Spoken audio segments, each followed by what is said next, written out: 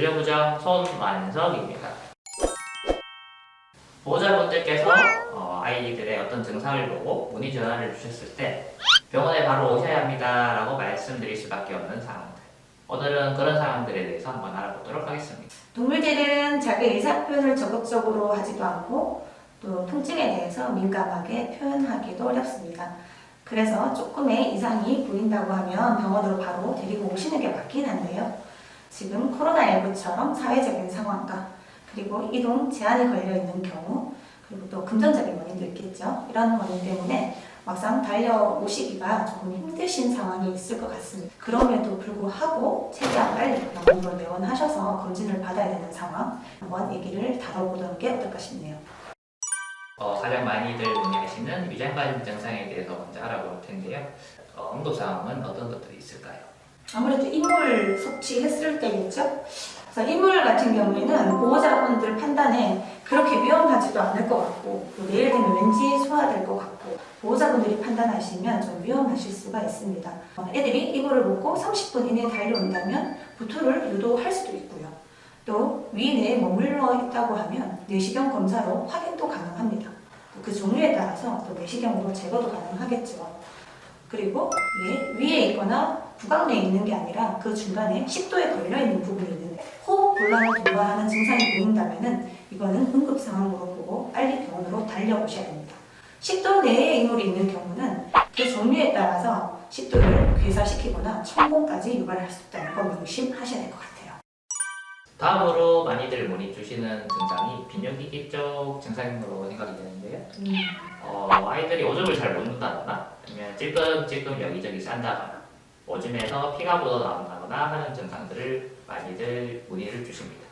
일단 배뇨곤란 문제는 거기에서 끝이 아니고 심장을 망가뜨리는 아주 또 무서운 단계까지 진행을 시킬 수 있기 때문에 반드시 주의를 기울이셔야 될 것 같아요. 흔하게는 재발성 방광염을 가지고 있는 아이들도 있습니다. 스트레스를 받거나 음수량이 평소보다 좀 적거나 이럴 때도 쉽게 나타날 수 있는 증상이긴 하거든요. 하지만 보호자가 판단하시는 것은 위험하세요. 고양이 같은 경우에는 이 배뇨곤란이 조금 더 위험한 상황으로 인지하시고 특별히 살펴보셔야 될 것 같으세요. 고양이 자체가 물을 별로 좋아하지 않고요. 그래서 음수량이 절대적으로 좀 부족합니다. 그리고 스트레스를 많이 받는 민감한 유리 같은 아이들이기 때문에 이런 배뇨곤란 문제들이 잘 일어날 수 있는데요. 이게 결석의 원인이 될 수도 있고 방광 내에 찌꺼기가 생길 수도 있어요. 그럼 이런 경우에 요도를 막아버리는 아주 위험한 상황이 될 수 있겠죠. 이렇게 소변이 24시간 배출이 되지 않는다고 하면 그런 신장을 망가뜨리는 심부전 단계까지 진행이 될 수 있고요. 36시간 소변을 못 본다고 하면 아이가 사망하기까지도 가능합니다. 아주 무섭죠.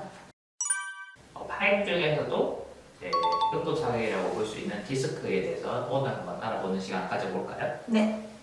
일단 디스크를 저희가 파행에 넣지 않았던 이유는 디스크 증상은 일단 절뚝거림보다는 극심한 통증, 그리고 힘이 빠지는 증상, 마비, 또 조금 더 심각한 경우에는 배뇨와 배변 곤란 증상까지 나타날 수 있거든요. 초기에 증상이 가벼울 때 내원하시면 간단하게 내복약 처치로도 호전이 되는 경우가 많고요. 시간이 지체되는 경우에는 추가적으로 수술적인 교정을 해도 그 술 후의 예후가 굉장히 나빠지는 경우도 많습니다. 시간과의 싸움이라고 생각을 하셔야 됩니다.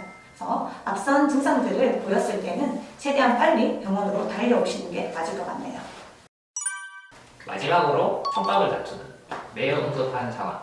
병원으로 오시는 중에도 아이가 잘못될 수 있는 상황. 그런 상황들은 어떤 게 있을까요? 일단은 청색증을 동반한 호흡곤란 증상이 있을 거고요. 그리고 실신, 기절하는 증상, 그리고 마비, 경련 이런 증상들이 있을 수 있겠죠. 그래서 청색증을 동반하는 호흡곤란은 심장병 말기 환자들 같은 경우에 폐수종까지 진행이 됐을 때 보여줄 수 있는 증상 같은데요. 그 증상이 보였다고 하면 이미 위험한 상태입니다. 전화하는 시간조차도 아깝죠. 방금과 같은 그런 응급한 상황으로 요즘은 치료가 참 많이 좋아졌잖아요. 그래서 후유증 없이 회복되는 경우도 많기 때문에 빨리 데리고 오신다면 생존율도 상당히 높일 수 있는 그런 상황이라고 보여집니다. 오늘 좀 자연스럽게 아니냐? 쩔지? 오늘은 꼭 내원하셔야 되는 경우 그런 경우에 대해서 한번 알아봤는데요. 그런 증상들을 보인다면 주저하지 마시고 병원에 문의 전화를 주시든지 아니면 바로 내원하시는 게 좋을 것 같습니다. 다음 시간에 또 좋은 주제를 가지고 찾아뵙도록 하겠습니다. 또 만나요. 구독, 좋아요. 좋아요.